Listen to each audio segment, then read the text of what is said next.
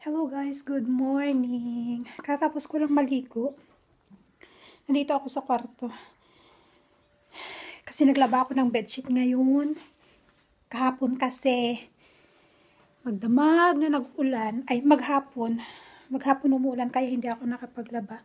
So, ngayon lang ako naglaba ng bedsheet. Yan, habang inaantay ko yung isa kasi hindi pa siya dumarating. 10:30 na pero wala pa sila. Bali, umalis yun na madaling araw, nagde-deliver sila, tapos babalik mga 10, 10:30, hindi pare-pareho yung uwi niya. Minsan, 11, minsan 12, ganun ang balik nila dito. So yun, inaantay ko siya bago kami kumain. Kumusta kayo mga sis? Hindi na masyadong malamig dito sa Nepal. Kaya, yung suot ko, sweatshirt na lang. Light. Hindi na siya gaano kalamig, hindi kagaya dati. Month of December, sobrang lamig. Pero ngayon hindi na gaano. See you later, guys. So, yun nga, guys. Hanggang ngayon wala pa yung isa. 11 na. Di pa sila dumarating. Ayun yung aking mother-in-law. Nag-harvest siya ng green peas. Pwede nang i-harvest yung mga green peas nila. Tapos ibebenta.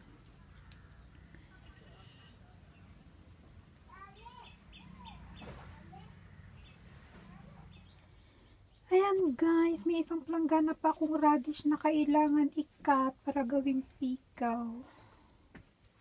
Di pa tapos.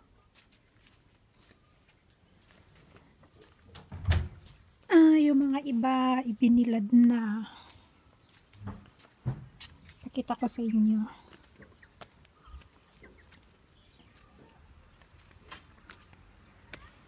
Ayan.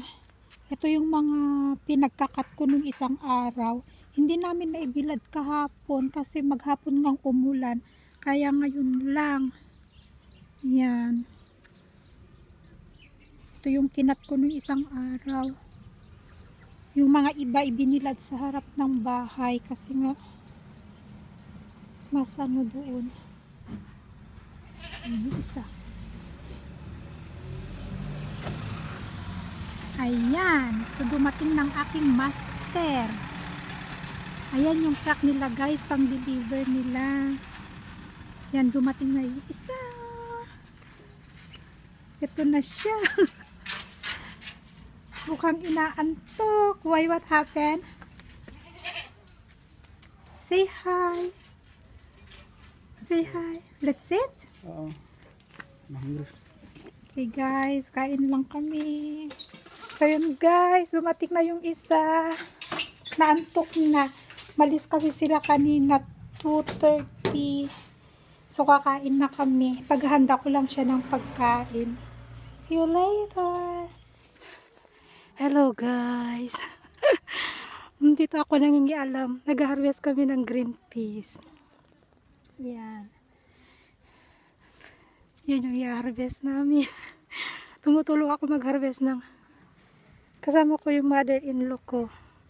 Kasi habang natutulog yung isa, ayan. Ayaw ko siyang istorbohin habang natutulog. So, andito ako, tumutulong ako mag-harvest. So, ito. Nag-harvest. Kailangan ganito siya, maumbok na.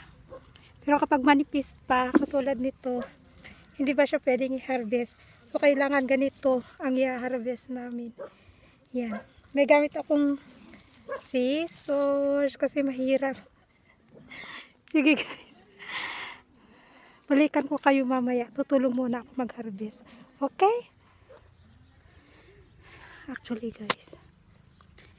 Ay, hindi madaling mag-harvest ng green peas. Masakit sa katawan. Masakit sa paa. Yan. Halos mapuno ko na yung timbang maliit. Hirap. Hindi basta-basta mag-harvest, guys. Mahirap siya. Yan.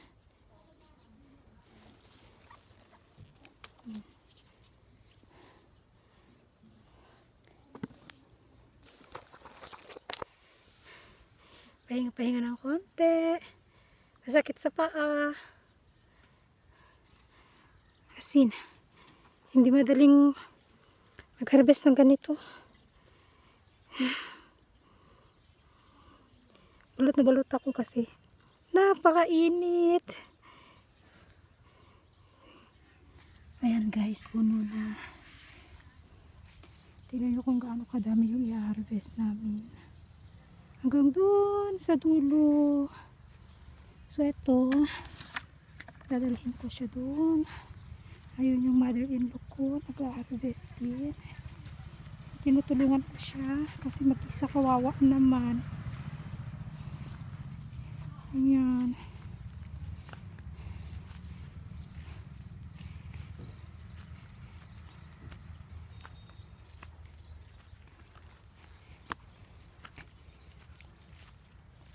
Ang init. Sakit sa paa. Hindi madaling mag-harvest ng green tea sa totoo lang.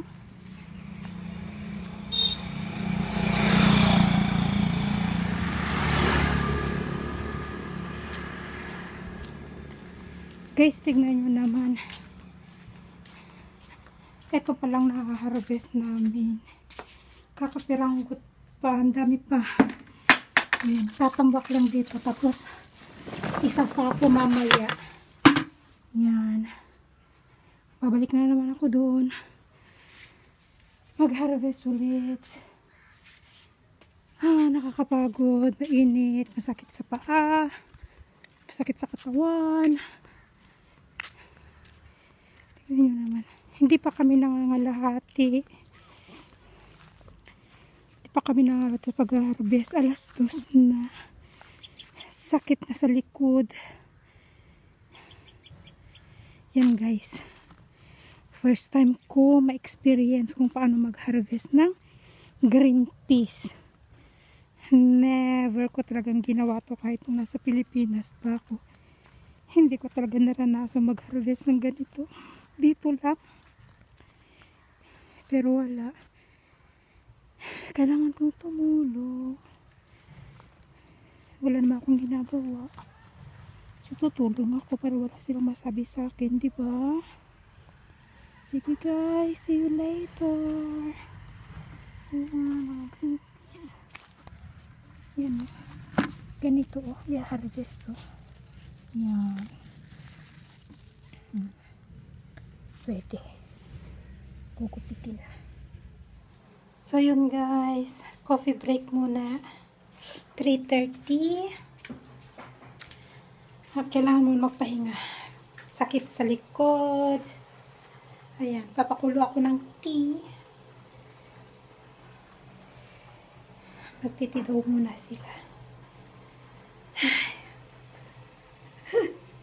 First experience ko paano mag-harvest ng green peas. Ang hirap, sakit sa likod. Tapos ang init.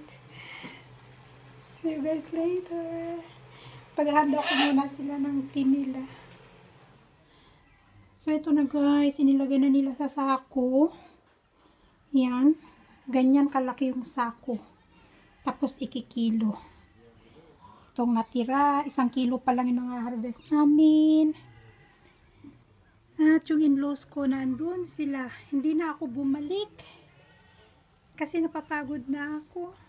Saka magluluto ako ng dinner namin. Kaya nagpaiwan na ako dito sa bahay. Hindi na ako bumalik dun. Pero ganito kalaki yung sako guys. Yan. So, ibig sabihin, 1 sako pa lang yung na-harvest namin. Yan. So, yun lang guys. Puro reklamo ako ngayong araw na to. Kasi ang hirap naman pala talaga. Akala ko ang pag-harvest ng green peas ay madali lang. Punta ka lang doon. Kumuha ka lang ng bunga niya. Akala ko ganun kadali. Hindi pala. Ang hirap pala. So, magluluto ako mamaya ng dinner namin. Ako magluluto. Hi! Thank you guys! Yun lang! Thank you for watching. Sana hindi kayo magsawang manood ng mga videos ko every week. Thank you guys for watching. Bye-bye!